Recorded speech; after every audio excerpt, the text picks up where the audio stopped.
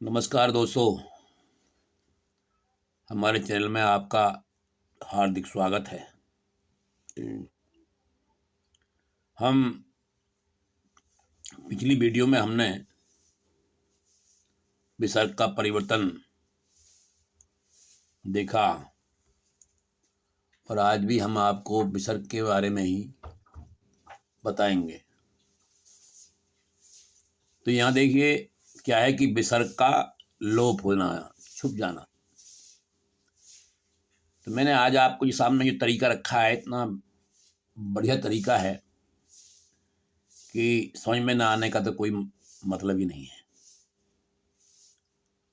और यूँ समझिए कि इस प्रकार में जो है वो तो विसर्ग का क्या है कि यूँ समझिए ऐसे ये डर कर गायब हो जाता है जब इसके साथ में छोटी ई या छोटा ऊ इससे पहले आता है और इसमें जब जोड़ने के लिए आता है रा,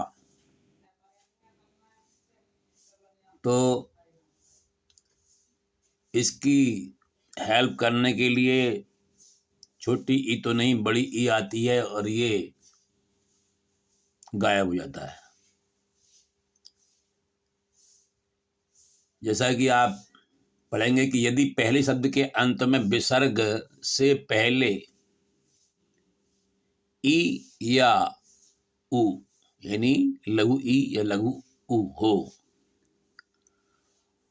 और अगले शब्द के आरंभ में रा हो तो विसर्ग का लोप हो जाता है।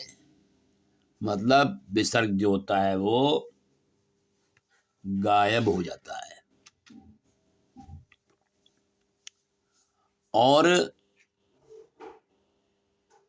ई के जो ई या जो ऊ है उसके स्थान पर दीर्घ ई या दीर्घ ऊ हो जाता है। तो इस तरह से जो है ये और इस तरह से जो बाकी स्थिति है वो उसी प्रकार रहती है। मैंने यहाँ पर आपको ये एक विश्लेषण करके बताया है। इसको अगर आप देखेंगे तो बिल्कुल स्पष्ट समझ जाएंगे कि किस प्रकार से इस विसर्ग का लोप हुआ। देखिए यहाँ पर जो है मैंने दिखाया है कि ई और इसके साथ में विसर्ग और फिर रा इधर आया, तो यहाँ तो ई का जो परिवर्तन है वो बड़ी ई में हुआ है और ये विसर्ग जो था वो गायब हो गया। तो इस प्रकार से ये इसकी स्थिति बन जाती है और ये जो आप देख रहे हैं स्टार, यहाँ मैंने इसको गायब कर दिया है। इसका प्रयोग तो नहीं होगा यहाँ, लेकिन खाली मैंने ये स्थान खाली होने के कारण ये मैंने यहाँ पर प्रयोग किया है इसका। उसी प्रकार ये जो ऊ है इसका भी यही है कि ये जो लघु ऊ है वो बड़े ऊ में परिवर्तित हो गया और जो विसर्ग है ये गायब हो गया। तो इस प्रकार से ये जो रा है ये पूर्ववत है। इस प्रकार इसका लोप होता है। यानी हम ये कहें कि अगर पहले शब्द के अंत में विसर्ग हो और उससे पहले लघु ई या लघु ऊ हो और उसके बाद जो अगला शब्द जो शुरू होता है वो उसके आरंभ में रा हो तो विसर्ग जो होता है वो लुप्त हो जाता है, गायब हो जाता है, और ई के स्थान पर दीर्घ ई या बड़े छोटे ऊ के स्थान पर बड़ा ऊ हो जाता है। इसका एक आप उदाहरण देखेंगे। ये उदाहरण है निह प्लस रव। यहाँ पर इसका देखिए विश्लेषण देखिए, यहाँ मैंने नी को अलग अलग किया है, ना को अलग किया है, ई को अलग किया है, ये विसर्ग है। उसके बाद में रब उसी प्रकार है।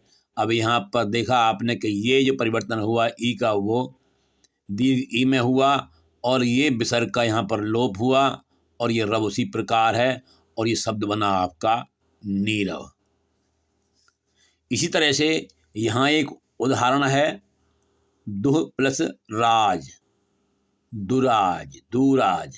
तो यहाँ पर आप देखिएगा, यहाँ इसमें मैंने इनको अलग किया है, दा को अलग कर दिया, ऊ को अलग कर दिया, विसर्ग को अलग किया, राज पूर्ववत रहा। और यहाँ पर जो है ये जो दीर्घ ऊ है ये दा के साथ मिल गया और ये यहाँ विसर्ग ये लोप हो गया, गायब हो गया और इधर रह गया राज और इन दोनों के मिलने से बना है दूराज।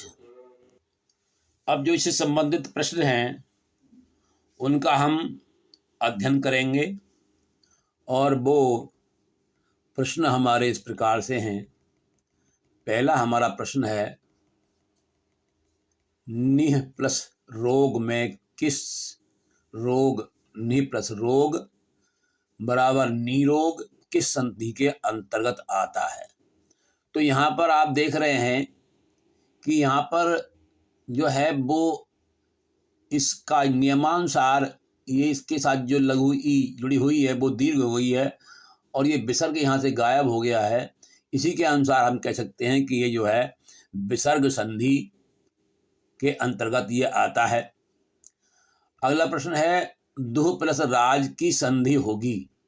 अब दुह प्लस राज में नियम जो कहता है उसके अनुसार अगर हम देखें तो क्या होगा इसमें कि यहाँ विसर्ग गायब होना चाहिए और ये जो लघु ई है ये दीर्घ हो जाना चाहिए। तो ऐसी स्थिति कौन से शब्द में मिलती है? इसमें नहीं मिलती। इसमें मिलती है, यहाँ विसर्ग भी गायब है और द के साथ में दीर्घ ऊ है और यहाँ पर भी यहाँ विसर्ग उसी रूप से है, इसमें भी उसी रूप से है, तो ये दोनों भी नहीं हो सकते। इसका मतलब इसका जो सही उत्तर है वो जो होगा दूराज।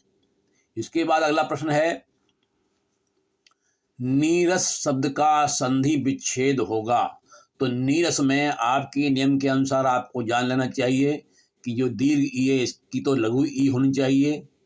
कहाँ मिलती है? ना के साथ में यहाँ मिल रही है, परंतु जब हम अलग करते हैं रस को तो हमें विसर्ग भी चाहिए, तो ये विसर्ग इसमें नहीं है इसलिए ये नहीं होगा। यहाँ पर ये दीर्घ ई है, ये दीर्घ ई नहीं होना चाहिए, यहाँ पर लघु ई हो तब ये सही होगा। इस स्थिति में इसमें विसर्ग है ही नहीं, विसर्ग होना चाहिए। इस स्थिति में लघु ई भी है और विसर्ग भी है, दोनों चीज़ें हैं और रस उसी प्रकार है। तो इसका जो उत्तर होगा वो सही उत्तर जो होगा वो यही होगा, निह प्लस रस। इसके बाद में अगला प्रश्न है दू प्लस राज का दूराज बराबर दूराज किस संधि का उदाहरण है। के बाद में अगला प्रश्न है नीरव शब्द के सही संधि विच्छेद चुनिए। तो देखो यहाँ आप देख रहे हैं कि यहाँ दीर्घ ई है और नियम कहता है कि ये दीर्घ ई जब बनती है तो लघु ई से बनती है और यहाँ पर लुप्त हुआ है विसर्ग। तो पहली बात तो यहाँ हमें छोटी ई चाहिए और विसर्ग चाहिए, तो वो आपको यहाँ मिलेगा और एक यहाँ भी है, परंतु यहाँ दीर्घ ई है लेकिन यहाँ हमें लघु ई चाहिए, तो इसलिए इसका जो विकल्प है वो निह प्लस रव ये सही होगा। इसके बाद में अगला प्रश्न है निह प्लस रव बराबर नीरव में संधि होगी। तो इसमें आप ये नियम तो हम पढ़ ही रहे हैं लेकिन फिर भी हम ये ध्यान दें कि यहाँ पर हम देखेंगे कि यहाँ इसका लोप हुआ है यहाँ पर, और ये जो लघु ई है इसका परिवर्तन दीर्घ ई में हुआ है। तो लघु का दीर्घ में परिवर्तन होना स्वर का, और विसर्ग का गायब हो जाना, ये जो है वो विसर्ग संधि के अंतर्गत ही आता है। इसलिए इसका जो सही उत्तर होगा वो होगा विसर्ग संधि। इसके बाद में जो हमारा अगला प्रश्न है वो प्रश्न है निहि प्लस रब बराबर। तो यहाँ पर आपको बताना है निहि प्लस रब बराबर क्या होना चाहिए। तो वही नियम हम लेकर चलेंगे कि यहाँ पर लघु ई का परिवर्तन होना दीर्घ ई में, और इस विसर्ग का गायब हो जाना। तो ये दोनों चीज़ें कहाँ मिलती हैं? देखिए यहाँ पर दीर्घ ई दिखाई दे रही है और विसर्ग भी गायब हो रहा है। यहाँ पर दीर्घ ई है और यहाँ, परंतु यहाँ पर विसर्ग गायब नहीं है। यहाँ पर लघु ई है और विसर्ग भी गायब है, तो यहाँ पर दीर्घ होनी चाहिए, ये भी नहीं है।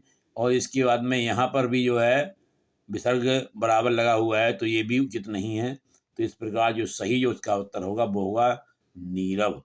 तो इस प्रकार आपने ये जो नियम है इसका विसर्ग का लोप, ये आपने पढ़ा। अब हम इसके जो और नियम हैं उनको लेकर के आपके सामने अगले वीडियो में प्रस्तुत होंगे। तब तक आप हमारा वीडियो देखते रहिए और लाइक कीजिए, सब्सक्राइब कीजिए। यही हम आपसे कामना करते हैं। धन्यवाद।